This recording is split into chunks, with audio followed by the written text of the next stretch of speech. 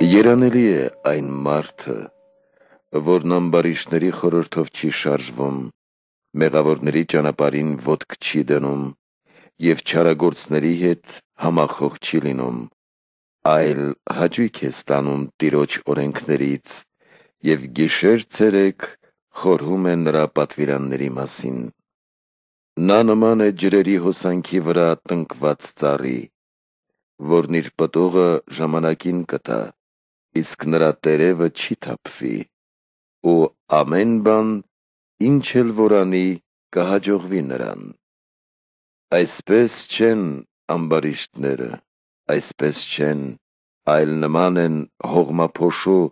որ հոսում է երկրի երեսին։ Ուստի ամբարիշտները չեն դիմանա դատաստանին, ոչ էլ մեղավորները կլինեն արդարների հավաքի մեջ, քանզի Տերը գիտե արդարների ճանապարհները, իսկ ամբարիշտների ճանապարհները